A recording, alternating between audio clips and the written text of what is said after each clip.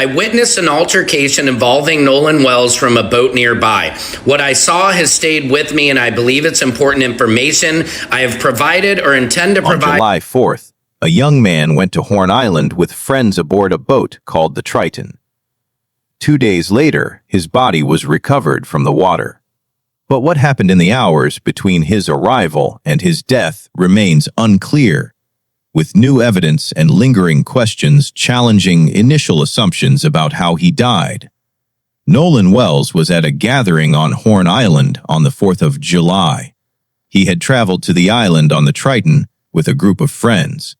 According to their accounts, the boat departed from the island around 4:30 p.m. Wells remained behind. 2 witnesses have since reported seeing Wells on the island around 1600 p.m., shortly before his death. The discovery of Wells's body came 2 days later, on July 6th. His body had been in the water, recovered in an area relatively close to where he was believed to have last been seen. The warm water temperature, approximately 85 to 88 degrees Fahrenheit, would have accelerated decomposition. According to forensic analysis, at those temperatures, a body typically begins floating after 2 to 3 days of submersion, a process dependent on body composition and other variables. But a detail has emerged that raises new questions about the timeline. A woman who claims to have been on a nearby boat during the gathering has come forward with an account of an altercation.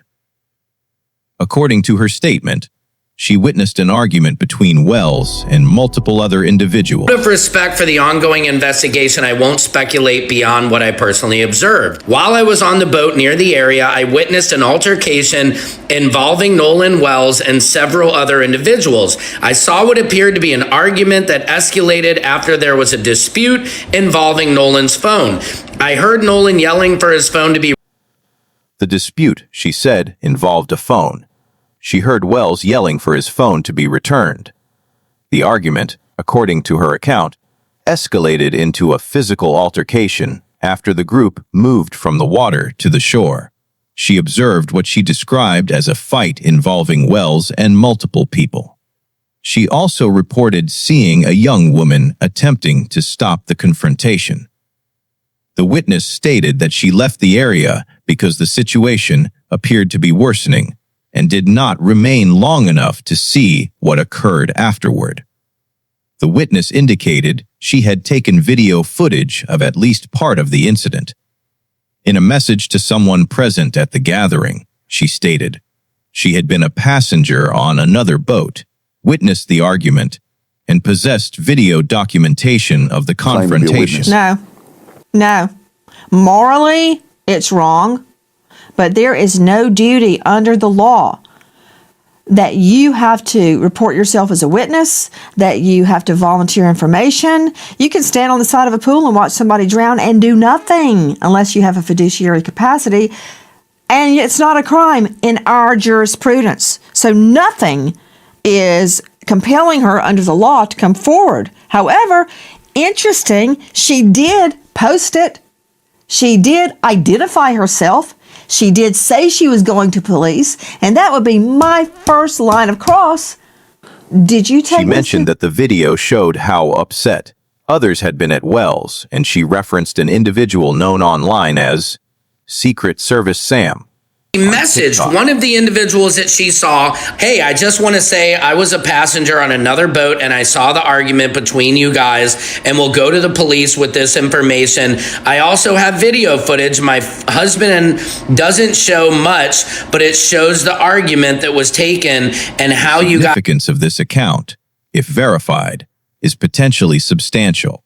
A time-stamped video showing Wells engaged in an altercation shortly before his death could either clarify the circumstances leading to his drowning or suggest a different sequence of events. Philip, first of all, has she turned it into police? She said she was. If she hasn't, I give her no credibility at all. Look, I want this to be true. Why? Because I want the video. I want to see the timestamp on the video. I want to see, was he still on Horn Island at 4:30 when his acquaintance is on the Triton? However, the witness's account remains uncorroborated by other individuals present at the gathering. I want to talk about not what you want to talk about, Brandon Tatum, which is they had nothing to do with this because I met them and I believe them. So noted. Can we talk about a potential witness to an altercation? And she seems to suggest it was over Katie. Why? Don't know what the altercation was. Maybe it was, hey, leave her alone and get on the boat. Or leave her alone, she's my girlfriend. Or it could be anything. But if there is a witness placing Nolan seemingly in the water, I can't tell that, but having an argument with another person, a partier at Horn Island, that is significant. It could prove or disprove your friend's timeline. Well, those interviewed by a former law enforcement officer and presented in media accounts have consistently denied that any such altercation occurred. Well, Nancy, I think that it's a big obstacle to climb here because I've never heard of this altercation whatsoever. Nobody that I've talked to have alluded that this altercation was real. And also Katie, whom I saw her text messages, she didn't even say this altercation occurred. What I will say is that if I was an investigator in this investigation, I want to hear that. I want to be able to compare that information to other things that we may have or other witness statements. But I don't think it's significant because it doesn't show if Nolan Wells was actually killed in that altercation. She's claiming that there was an altercation between him arguing with somebody else. There was a potential fight, but that doesn't get me to how did he drown? How did he get in the water? And how did he not recover and come home to his family? So I would take that into consideration. I would compare that to the other interviews that I've done, but I don't think it's significant whatsoever. However, I would be incredibly skeptical because there's no other statements that I've heard from anybody. Katie, a young woman present at the gathering, sent text messages to one of the people at the event. See, in my world, I put together both circumstantial and direct evidence. Direct evidence would be, for instance, DNA or a fingerprint. Circumstantial evidence is the timing of the alleged altercation and his death, right? Nancy, it's hard for me to believe that there's some kind of altercation on Horn Island just before he dies, and they were not connected. In those messages, she indicated that she did not see Wells return to the Triton. Well, from a law enforcement perspective, you know, this is not cross-examination on the stand. This is us, what I would deal with a witness is right on the scene. And I'm not too concerned of whether the person is drunk or not. I'm not going to test their blood alcohol level on the scene. I want to know specifically, what did you see? What are the identifying markers that you have to say that this is Nolan? If the person can describe them, maybe we'll do a show up. If we have like a video or a picture or something, we can show them and say, hey, does this match the person you think that was here?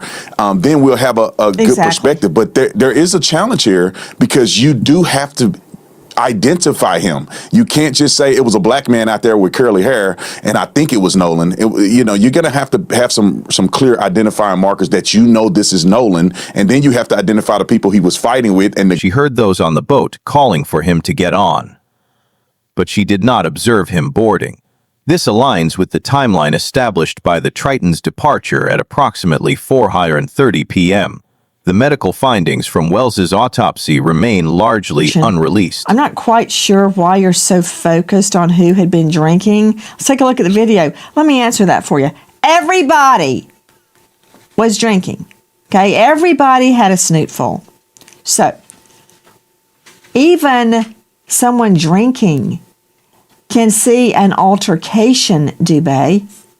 No, of course you can. I can see that crowd of people out there. It was a bustling, hot 4th of July afternoon. But who's to say that the people that she saw included Nolan Wells? And that's why you got to get into her ability to perceive and recollect being impacted by intoxicants such as alcohol. I would want to know if she had imbibed. I really would. According to forensic experts who have reviewed the autopsy procedure, the examining physician documented the presence of some redness beneath the skin of his head. Yeah, you would see, well, first off, above discolored areas like consistent with contusions. If there are facial strikes or just body blows, you can actually see abraded areas over the surface of his fingers, and these are very subtle sometimes. And if there is decomposition, which we believe there is, particularly per the second autopsy that was performed, he didn't make note of this. And can I go one more step with this? And this is kind of graphic, but people need to understand this. This physician that did the second autopsy actually did what's referred to as a coronal sectioning of the face. So there were multiple incisions made into Nolan's face in this autopsy, this second autopsy. And this guy didn't see anything. He didn't see anything that was of import relative or indicative of blunt force trauma. And I would think that if there was contact, particularly if he's fighting a group of people, these sorts of things, you're going to have injuries probably on the leading edges, or what we refer to as the blade of the arm right here on the forearm, the back of the hands, the knuckles as points of contact. And certainly Forensic analysis suggests this appeared to be subcutaneous discoloration rather than surface trauma. The second autopsy included a detailed forensic examination, an invasive procedure known as coronal sectioning of the face. And according to forensic experts discussing this examination, it did not reveal evidence consistent with blunt force trauma. Based on their analysis of the procedure performed, there were no clear lacerations, gashes, or bruising indicative of a severe beating. Forensic experts analyzing the autopsy noted there was no apparent evidence of significant impact, injuries to the face, or other vital areas that would typically be associated with fatal trauma from a physical altercation. I don't know, but I do know this. I know they're saying they're done with the autopsy and that it's complete, which means the gross findings in the autopsy room, the tox, the histology, that means that autopsy report is complete. They just hadn't released their findings yet. Toxicology results remain incomplete. Oh, you can still pull a BA, blood alcohol, or blood ethanol level, as it's referred to.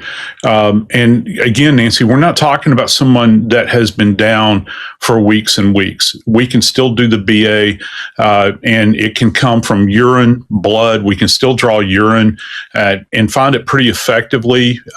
You'll have what's referred to as qualitative. We've talked about this before, and I know you understand that. But so our friends understand, you have a qualitative amount, which they say, yes, it is present. And then you have a quantitative Reports described as uncorroborated have suggested that no cocaine was detected in Wells's system.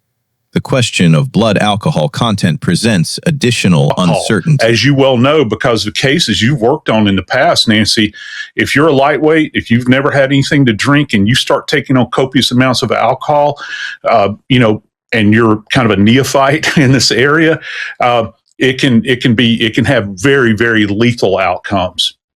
Let me understand. While blood alcohol levels can sometimes be extracted from tissue samples, even after several days of water exposure, particularly from the liver, the specific results from Wells's autopsy have not been publicly released.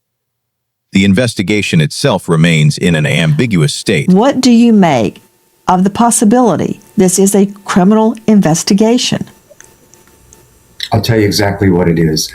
Jackson County, Mississippi is one of the few jurisdictions in the United States that follows the old Sergeant Code.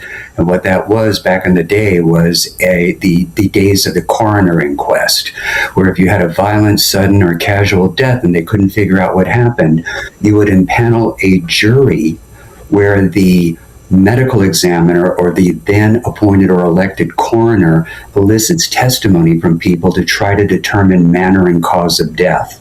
What Mississippi did is they abrogated that and created this hybrid sort of coroner's inquest with grand jury investigation, where the grand jury will decide whether or not a death occurred and if there was a crime. And based on that, they can complete the death certificate with the cause and manner. Mississippi's grand jury process, which combines elements of coroner's inquest procedures with traditional grand jury investigation, requires the district attorney to present all collected evidence.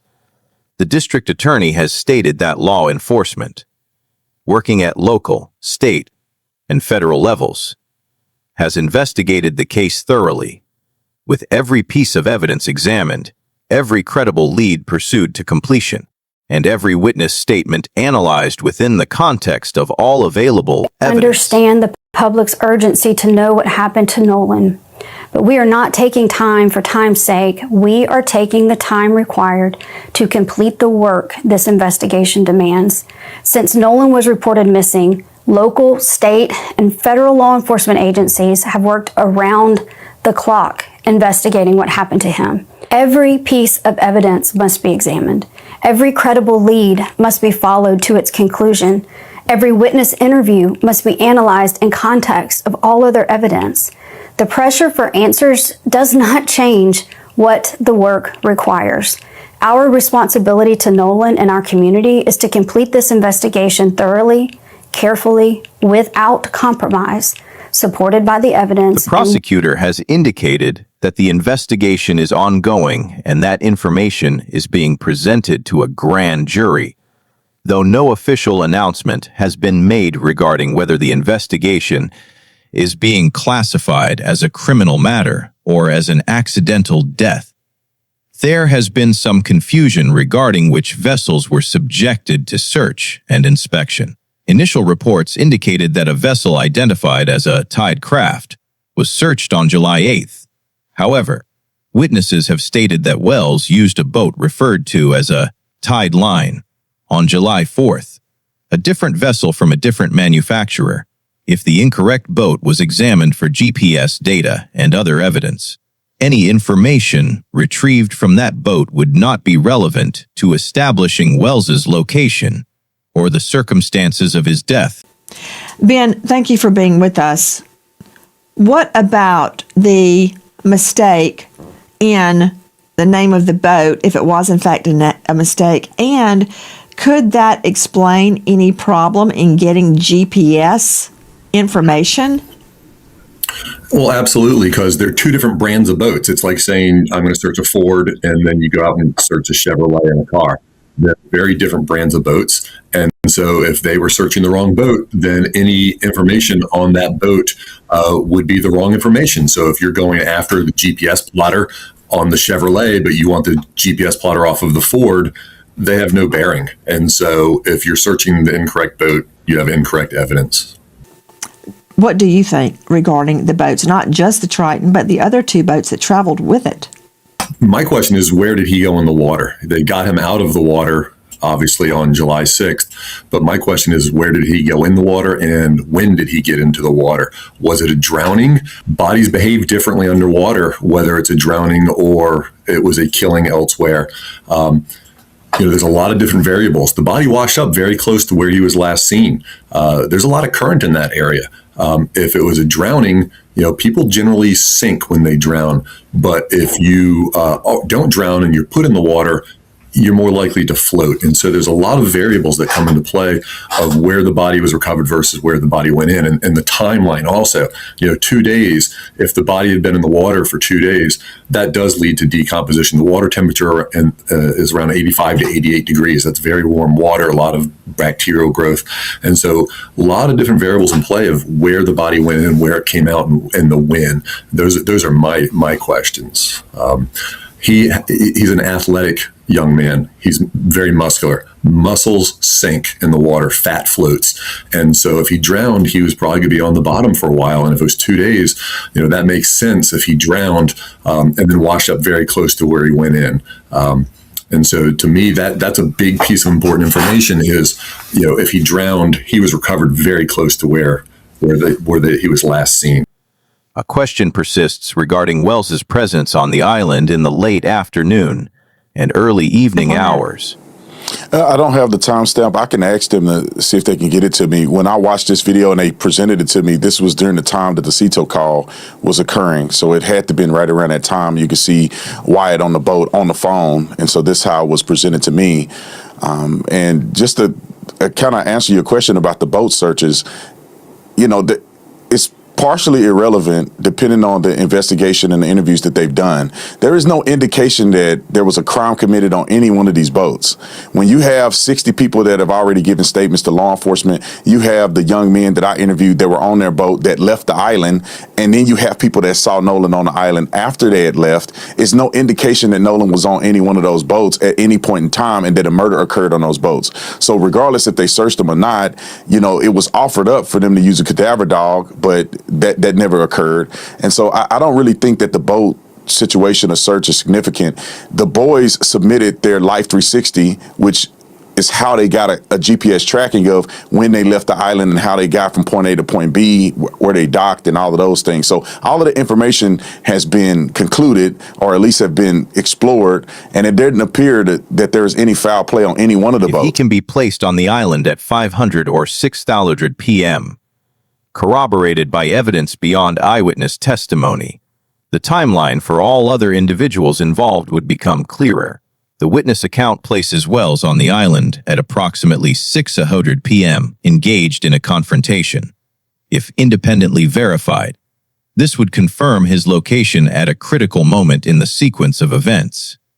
Yet no forensic evidence, video evidence, or additional corroborating witness statements have been publicly confirmed to support this timing or this altercation. The cause of Wells's death remains undetermined pending completion of the autopsy report. Whether he drowned, whether drowning was accidental or the result of something other than his own inability to swim, or whether the water was the location where his body was placed after death. These critical questions await the findings of the medical examiner. The grand jury, armed with complete evidence and testimony, will ultimately determine both the manner and cause of death and whether criminal charges are warranted.